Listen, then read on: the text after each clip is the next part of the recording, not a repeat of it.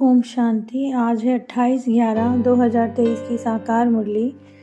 ओम शांति। बाप दादा, मीठे बच्चे, ज्ञान है मक्खन, भक्ति है छाछ। बाप तुम्हें ज्ञान रूपी मक्खन देकर विश्व का मालिक बनाते हैं, इसलिए श्री कृष्ण के मुख में मक्खन दिखाते हैं। प्रश्न है, निश्चय बुद्धि की परख क्या है? निश्चय के आधार पर क्या प्राप्ति होती है? निश्चय बुद्धि बच्चे क्षमा पर फिदा होने वाले सच्चे परवाने होंगे, फेरी लगाने वाले नहीं। जो क्षमा पर फिदा हो जाते हैं वही राजाई में आते हैं, फेरी लगाने वाले फिर प्रजा में चले जाते हैं। धरत पर ये धर्म न छोड़िए, ये प्रतिज्ञा निश्चय बुद्धि बच्चों की है। वो सच्चे प्रीत बुद्धि बनकर देह सहित देह के सभी धर्मों को भूलकर बाप की याद में रहते हैं। गीत है, छोड़ भी दे आकाश सिंहासन, अब धरती पर राजा तू। ओम शांति। भगवान उवाच है, ये कहा ही जाता है भगवान किसको? निराकार परमपिता परमात्मा को, क्योंकि वो हमारे जो परमपिता हैं उनको शरीर नहीं है, और आत्मा को भी ना मेल कहा जाता है ना फीमेल कहा जाता है। आत्मा भी इन ऑर्गन द्वारा कहती है मैं शरीर छोड़ दूसरा लेती हूँ। तो जब हम सब निराकार परमपिता परमात्मा की संतान हैं, आपस में भाई भाई हैं, तो हमेशा यही है कि हमारा भी स्वरूप ऐसा ही है जैसे बाबा का है। तो बाबा कहते हैं जैसे सर्व का सदगति दाता मैं हूँ, सर्व को शिक्षा देकर श्रीमत देता हूँ, फिर सर्व का सदगुरु हूँ। तो वही बात हम बच्चों को भी धारण करनी है कि बाबा की तरह हमें भी सब पर कृपा दृष्टि से मतलब ज्ञान देना है, सबको स्वर्ग की राजाई के बारे में बताना है, राजयोग सिखलाना है। तो बाबा कहते हैं श्री कृष्ण को बाप नहीं कह सकते, क्योंकि उनमें दैवी गुण है। वो श्री कृष्ण जो हैं वो सतयुग के प्रिंस हैं। तो पतित पावन दाता सदगति दाता एक ही है।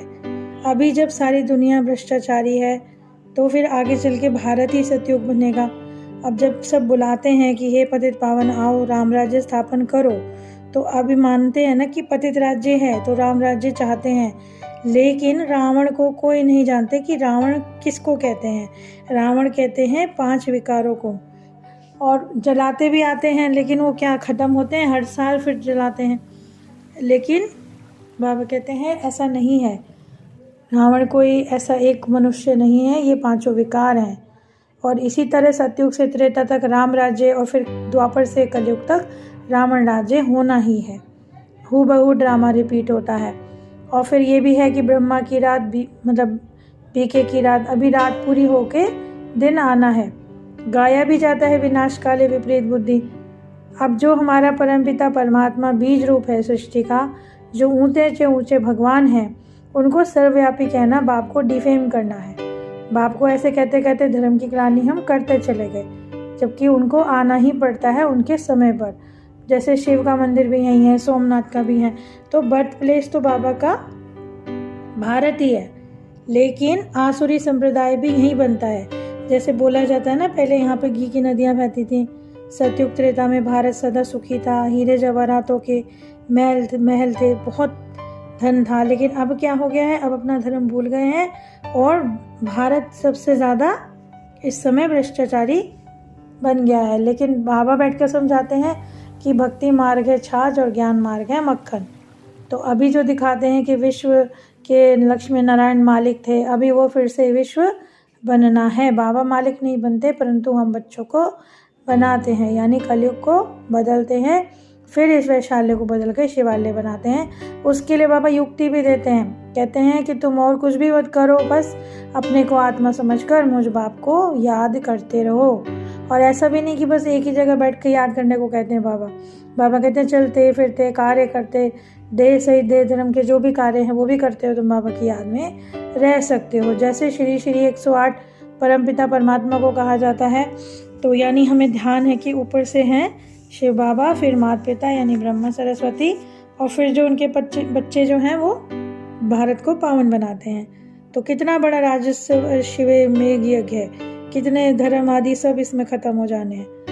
पूछते हैं विनाश कब होगा, कुछ बच्चे पूछते हैं, तो ये बाबा नहीं डेट पूरी फिक्स बताते।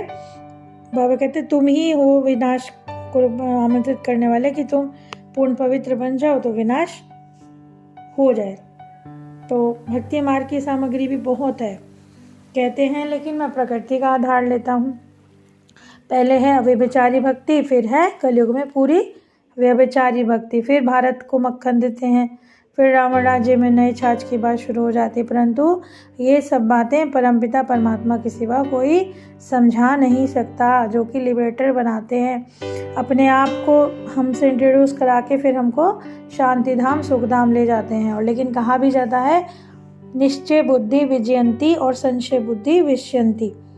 तो बाप क्षमा है तो उस पर कोई कोई बच्चे परवाने बनकर फिदा होते हैं, जबकि सब उस बाप को याद करते हैं क्योंकि वो ओशियन ऑफ नॉलेज है और सृष्टि के आदि मध्य अंत का ज्ञाता है। अब हमें भी बाबा अपने समान त्रिकालदर्शी बनाते हैं। कहते हैं ना कि गीता में श्री कृष्ण का नाम डाल दिया, परंतु तुम हो शिव शक्ति सेना, और कन्या जो कि पवित्र होती है तो उसकी सभी वंदना करते हैं। लेकिन जैसे उसका विवाह हो गया, विकारी बनी, तो सब वो माथा टेकती है फिर सबको। तो यानी सारा मदार पवित्रता पर है। भारत पवित्र ग्रस्त धर्म था जो फिर से स्थापन होना है। कहते हैं बाबा कि बच्चों मैं तुम्हारे लिए हथेली पे बहिश्त ले आता हूँ।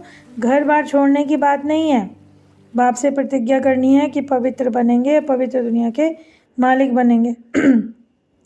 पांचों विकारों का दान दो तो छूटे ग्रहण, यानी जब हम पांचों विकारों को छोड़ देंगे तभी तो 16 कला संपूर्ण बनेंगे, क्योंकि एक विकार से दूसरा अटैच है, दूसरे से तीसरा अटैच है।